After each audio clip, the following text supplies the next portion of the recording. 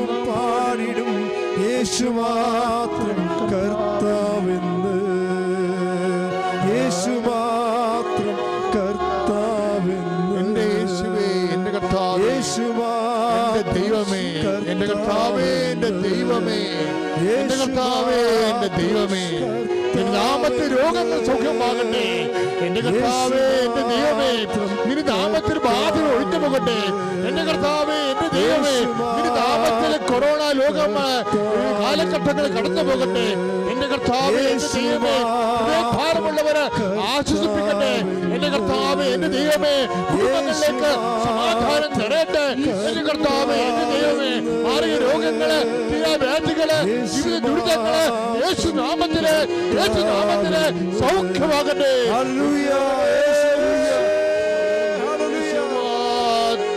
കർത്താവെന്ന് എല്ലാ മുട്ടും മടങ്ങും, എല്ലാ മുട്ടും മടങ്ങും, എല്ലാ നാമവും പാടിടും യേശു മാത്രം കർത്താവെന്ന്, യേശു മാത്രം കർത്താവെന്ന്.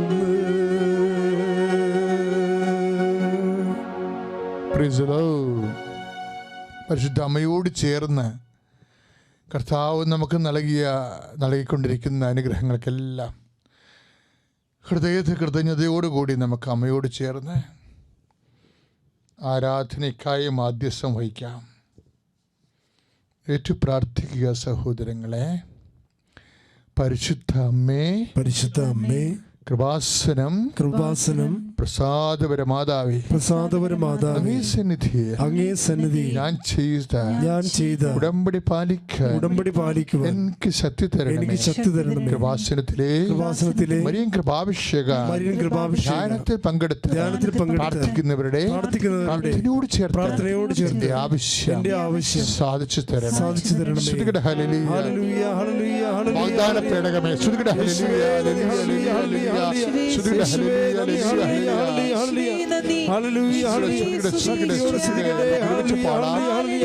ഗാനങ്ങൾ ആലപിച്ചുകൊണ്ട് മാതാവിന്റെ മധ്യസ്ഥന് വേണ്ടി അപേക്ഷിക്കാം.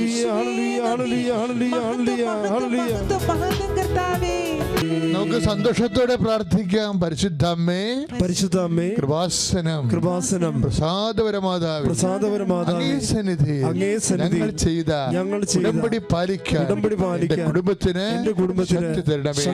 തിങ്കളാഴ്ചകളിലെ മരിയൻ ഉടമ്പടി ആരാധനയിൽ പങ്കെടുത്ത് പ്രാർത്ഥിക്കുന്നവരുടെ പ്രാർത്ഥനയോട് ചേർത്ത് എന്റെ ആവശ്യം സാധിച്ചു തരണമേ.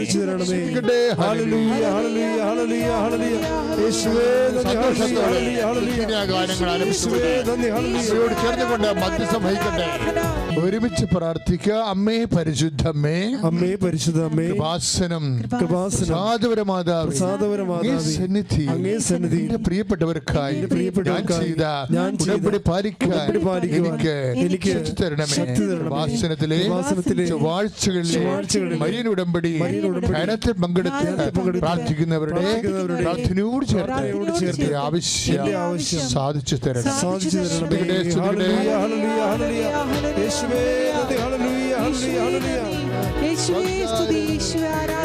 പരിശുദ്ധ പരമദിവ്യകാരുണ്യത്തിന് എന്നേരവും ആരാധനയും സ്തുതിയും പുകഴ്ചയും. പരിശുദ്ധ പരമദിവ്യകാരുണ്യത്തിന് എന്നേരവും ആരാധനയും സ്തുതിയും പുകഴ്ചയും ഉണ്ടായിരിക്കട്ടെ. പരിശുദ്ധ പരമദിവ്യകാരുണ്യത്തിന് എന്നേരവും ആരാധനയും സ്തുതിയും പുകഴ്ചയും ഉണ്ടായിരിക്കട്ടെ. പ്രിയമുള്ളവരെ, നമുക്ക് ആരാധിക്കുമ്പോൾ അച്ഛൻ എപ്പോഴും പറഞ്ഞിട്ടുള്ളതാണ്, ആത്മബന്ധമാണ് ആരാധനയുടെ അസ്ഥിവാരം. അപ്പം നമ്മുടെ ഹൃദയത്തിൽ എപ്പോഴും നമ്മളത് ഓർക്കണം. കർത്താവ്, എന്തുകൊണ്ട് ഞാൻ ആരാധിക്കുന്നു? കാരണം എനിക്ക് ആരാധിക്കാൻ അവകാശമുണ്ട്, അർഹതയുണ്ട്. കാരണം എൻ്റെ ആത്മനാഥനെയാണ് ഞാൻ ആരാധിക്കുന്നത്. അവൻ മരണത്തെ വീണ്ടെടുത്ത് എനിക്ക് പകരക്കാരനായി മരിച്ച് ശിക്ഷ വാങ്ങിച്ച് എൻ്റെ വീണ്ടെടുപ്പിനും ഉയർത്തെഴുന്നേൽപ്പിനും നിത്യായുസ്സിന് വേണ്ടി അവൻ സ്വർഗാരോഹണം ചെയ്ത് പിതാവിൻ്റെ വലതുഭാഗത്ത് ഇരുന്നു കൊണ്ട് നമുക്ക് വേണ്ടി മധ്യസ്ഥം വഹിക്കുന്ന ഏക മധ്യസ്ഥനും ഏകരക്ഷകനുമാണ്. ശ്രദ്ധിക്കട്ടെ. ഹല്ലേലൂയ, ഹല്ലേലൂയ, ഹല്ലേലൂയ, ഹല്ലേലൂയ. യേശുവേ നന്ദി. ഹല്ലേലൂയ, ഹല്ലേലൂയ, ഹല്ലേലൂയ, ഹല്ലേലൂയ, ഹല്ലേലൂയ, ഹല്ലേലൂയ. യേശുവേ നന്ദി. ഹല്ലേലൂയ, ഹല്ലേലൂയ. ഉത്ഥാനം ചെയ്തവനെ ഞങ്ങൾ ആരാധിക്കുന്നു.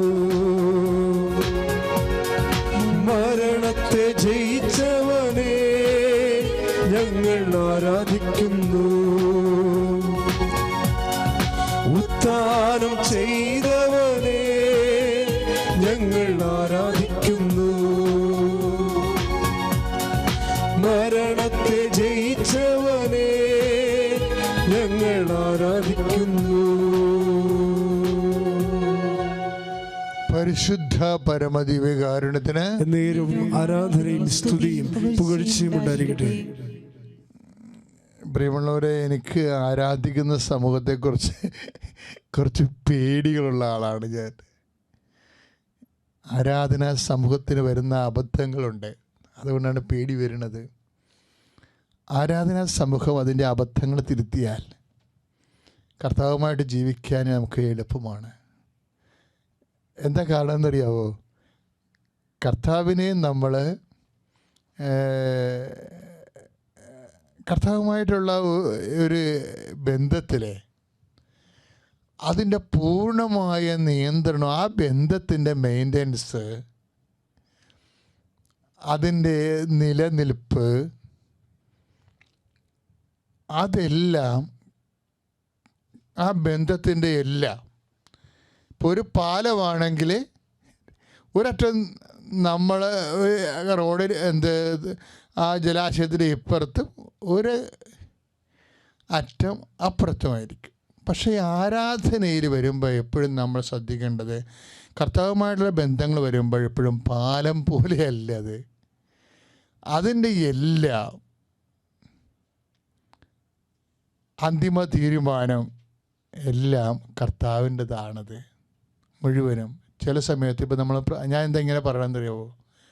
എന്നൊക്കെ മനസ്സിലായില്ലേ? കുറച്ചുകൂടി ഞാൻ ഉദ്ദേശിച്ചത് ലളിതമായിട്ട് പറയാം. ഇപ്പോൾ ഒരു ഉദാഹരണം, നമ്മളൊരു വിഷയത്തിന് വേണ്ടി കർത്താവിൻ്റെ തിരുസന്നിധിയിൽ പ്രാർത്ഥിക്കുന്നു എന്നിരിക്കട്ടെ. അപ്പോൾ ചില സമയത്ത് ആ പ്രാർത്ഥനയ്ക്ക് വേണ്ടത്ര ഒരു ഉത്തരം താമസിക്കും. നിങ്ങൾക്കൊരു കാര്യം മനസ്സിലായിട്ടുണ്ടോ? എപ്പോഴും ബൈബിള് പരിശോധിക്കുമ്പോൾ എപ്പോഴും അവസാന നടപടിക്ക് വെക്കണത് ആരുടെ കാര്യത്തിലായിരിക്കും? ജനക്കൂട്ടത്തിൻ്റെ കാര്യങ്ങളൊക്കെ കർത്താവ് ഭയങ്കര സ്പീഡാണ്. പക്ഷെ സ്വന്തക്കാരുടെ കാര്യത്തിലൊക്കെ കർത്താവ് ഇത്തിരി താമസിക്കുന്നുണ്ട്. അത് ആവശ്യത്തിന് താമസിക്കുന്നുണ്ടെന്ന് വേണേൽ പറയാം. ജനക്കൂട്ടത്തിന് വിശന്നപ്പോൾ തന്നെ അപ്പമെടുത്ത് കർത്താവ് ആശീർവദിച്ച് കൊടുത്തു. കാനായിൽ കല്യാണത്തിന് വീഞ്ഞു തീർന്നു പോയെന്ന് പറഞ്ഞപ്പോൾ തന്നെ ഉടനെ വെള്ളം വീഞ്ഞായി കൊടുത്തു. എല്ലാം സ്പീഡാണ്. ജനക്കൂട്ടത്തിൻ്റെ താനുമായിട്ട് വലിയ പേഴ്സണൽ ബന്ധമൊന്നുമില്ല, അതേസമയം തന്നെ താനുമായിട്ട് ഒരു നൈയാമികമായ ബന്ധങ്ങളൊക്കെ ഉള്ള ആൾക്കാരുടെ കാര്യങ്ങളെല്ലാം കർത്താവ് സ്പീഡാണ് ശരിക്കും. പക്ഷേ സ്വന്തപ്പെട്ട ആൾക്കാരുടെ കാര്യം വരുമ്പോൾ കർത്താവ് ഇങ്ങനെ വെച്ച് താമസിപ്പിക്കണ കാണാം. അത് നിങ്ങളെ സന്തോഷിപ്പിക്കാൻ വേണ്ടി ഞാൻ ചുമ്മാ ഉണ്ടാക്കി പറയണതല്ല. ഈ ബൈബിൾ നോക്കുമ്പോൾ എനിക്ക് തോന്നണ നമുക്ക് ആർക്ക് വേണമെങ്കിൽ കണ്ടുമുട്ടാവുന്ന ഒരു വിഷയമാണത്. ഇപ്പോൾ ഉദാഹരണത്തിന് ഈ 4 യാമം, 4 എന്നുള്ള വാക്ക് ബൈബിളിൻ്റെ രസകരമായ ചില വിഷയങ്ങൾ അവതരിപ്പിക്കുമ്പോൾ പറയുന്ന വാക്കാണ്. അവൻ രാത്രിയുടെ 4 യാമത്തിൽ, ഇപ്പം ഈ കർത്താവിൻ്റെ അപ്പോസ്തലന്മാർ ബെത്സയിദയിലേക്ക് മറുകരയ്ക്ക് പോകുന്ന സമയമില്ലേ, അപ്പം വർദ്ധിപ്പിച്ച രാത്രി, അപ്പം വർദ്ധിപ്പിച്ച ഒരു വൈകുന്നേരമാണ്. ആ 5 അപ്പം വർദ്ധിപ്പിച്ചതിന് ശേഷം ജനങ്ങളുടെ കാര്യത്തിൽ അപ്പോസ്തലന്മാർ വന്ന് ആവരാതിപ്പെട്ടപ്പോൾ തന്നെ എമർജൻസിയായിട്ട് ആക്ഷൻ ഉണ്ടായി. അവരെ പറഞ്ഞു വിടാനാണ് അപ്പോസ്തലന്മാർ പറയണത്. പക്ഷേ ഈശോ പറഞ്ഞു വരേണ്ട കാര്യമില്ല എന്ന് പറഞ്ഞിട്ട് ലൈനിങ് ആയിട്ടുള്ള ഇടപെടലുണ്ടായി. അവിടെ വെച്ച് തന്നെ അതിന് സമാധാനം ഉണ്ടാകും ജനങ്ങളുടെ കാര്യത്തിന്.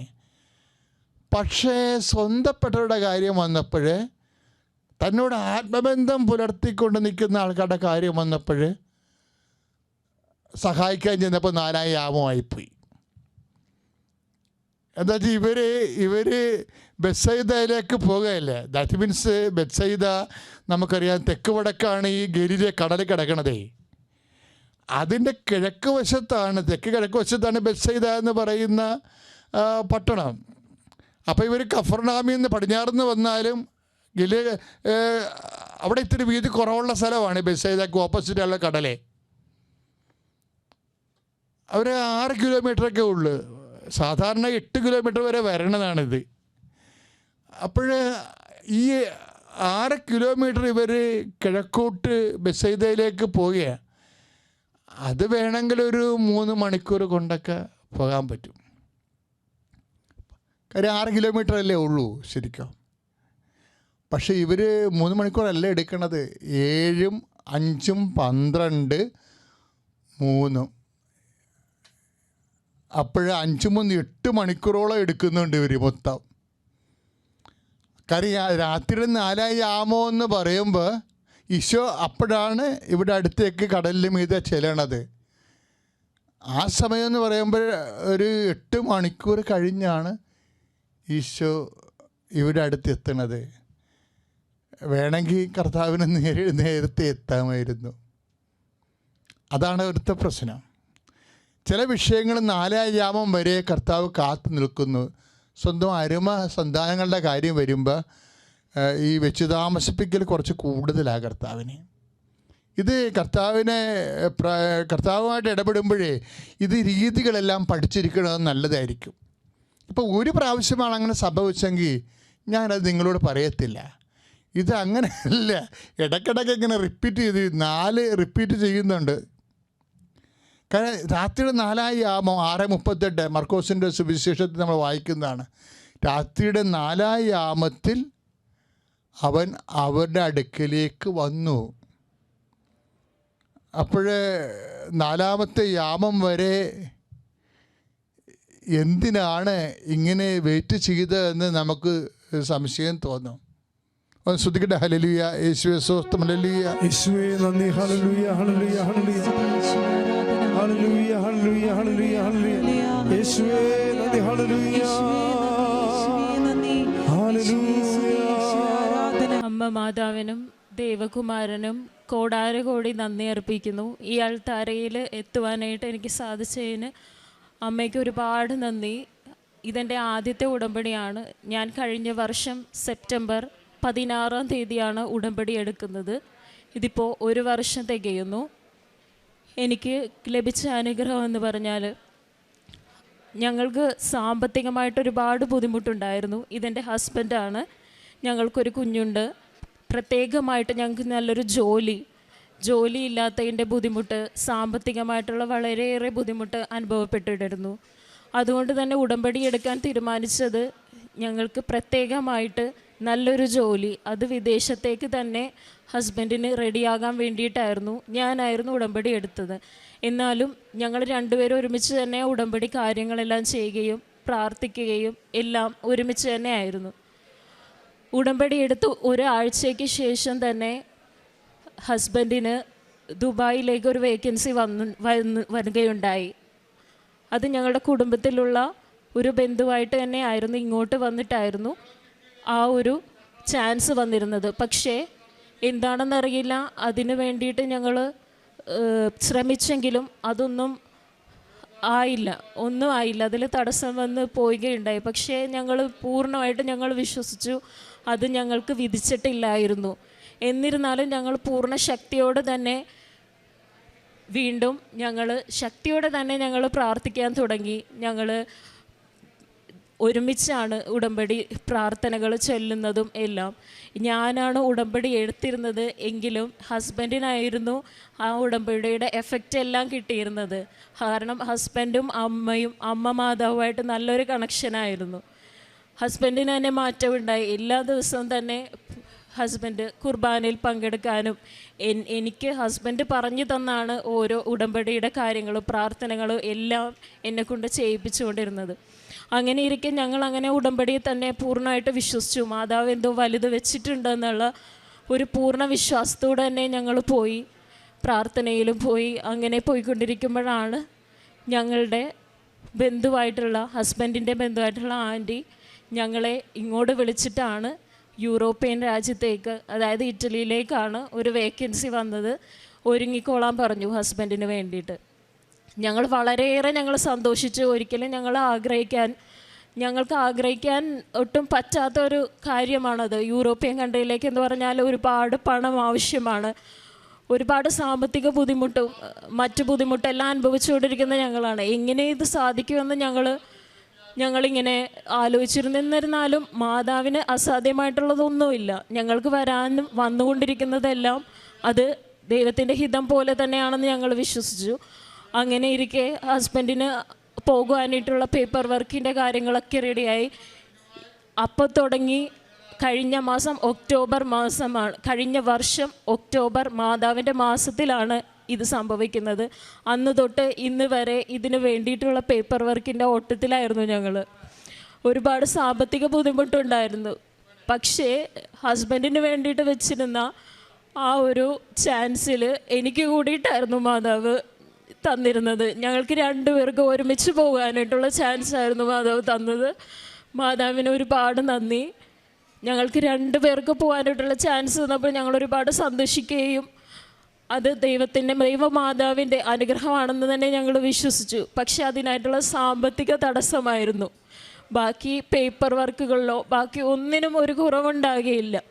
പക്ഷേ ഞങ്ങളെ അനുഗ്രഹിച്ചത് മാതാവ് ഞങ്ങളുടെ കുടുംബത്തിലെ ഓരോരുത്തർ വഴിയായിട്ട് ഞങ്ങളെ അനുഗ്രഹിച്ച് ഞങ്ങൾക്ക് സാമ്പത്തിക തടസ്സം നീക്കി അതിനുള്ള പേപ്പർ വർക്കിന് കാര്യങ്ങളായിട്ടുള്ള പണമിടപാടുകളുടെ എല്ലാം വളരെ സ്മൂത്തായിട്ട് തന്നെ മാതാവ് അനുഗ്രഹിച്ച് കഴിഞ്ഞ ആഴ്ച, അതായത് സെപ്റ്റംബർ 16-ാം തീയതി ആയിരുന്നു ഞാൻ ഉടമ്പടി എടുത്തിട്ട് ഒരു വർഷം തികയുന്നത്.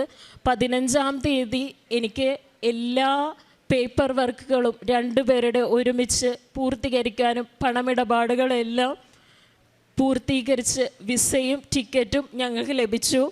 ഞങ്ങൾ ഈ മാസം, അതായത് ഒരു വർഷം തികയുന്നു, ഈ മാസം സെപ്റ്റംബർ 25-ാം തീയതി ഞങ്ങൾ രണ്ടുപേരും ഒരുമിച്ച് പോവുകയാണ്. ദൈവമാതാവിനും ദേവകുമാരനും അമ്മ മാതാവിനും ഒരുപാട് നന്ദിയുണ്ട്.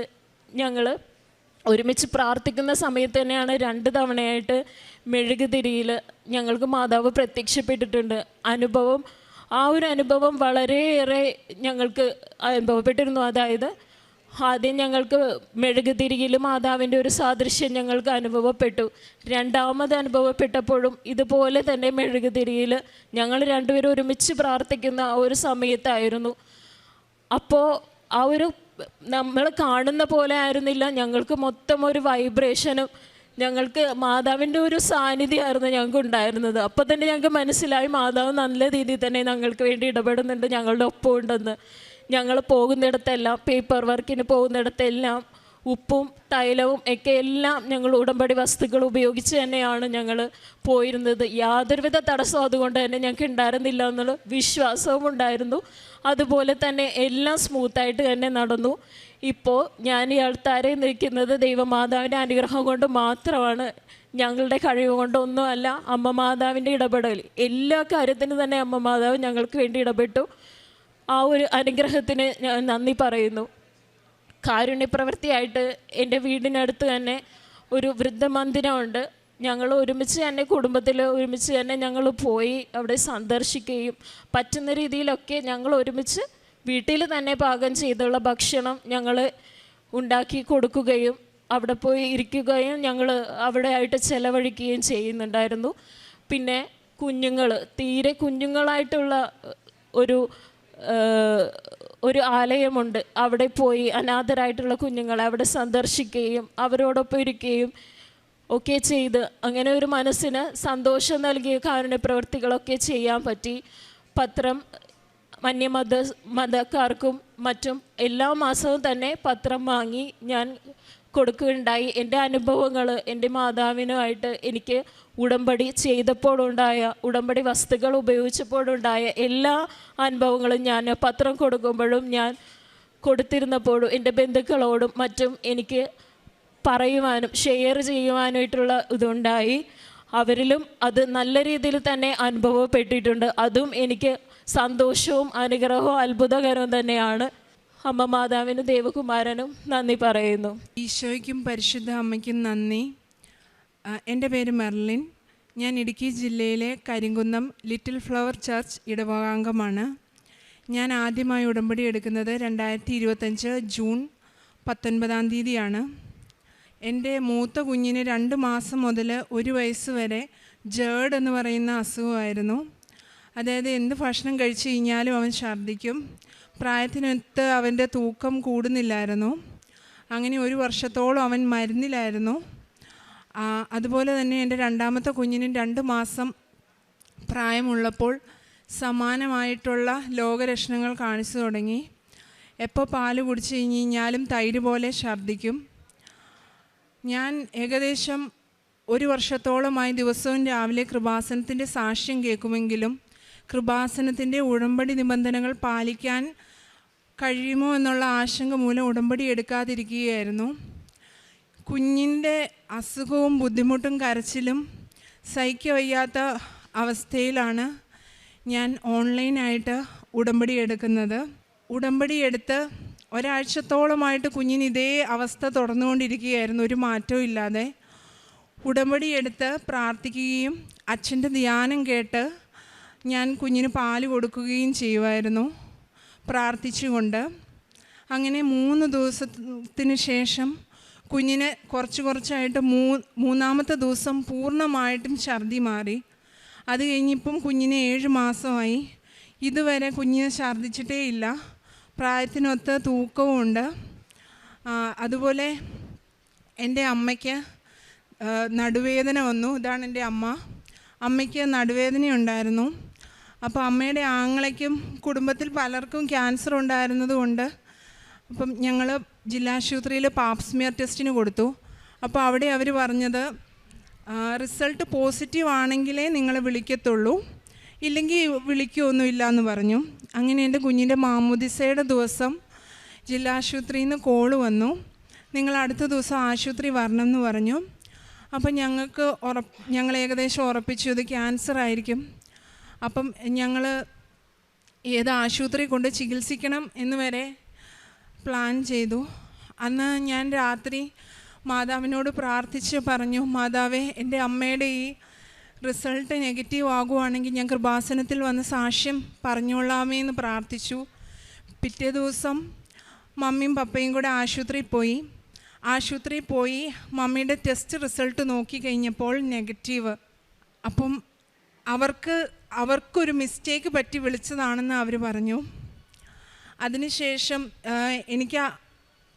ഞാൻ മുട്ടം മുൻസിഫ് കോടതിയിൽ സീനിയർ ക്ലർക്കായിട്ട് ജോലി ചെയ്യുന്നു.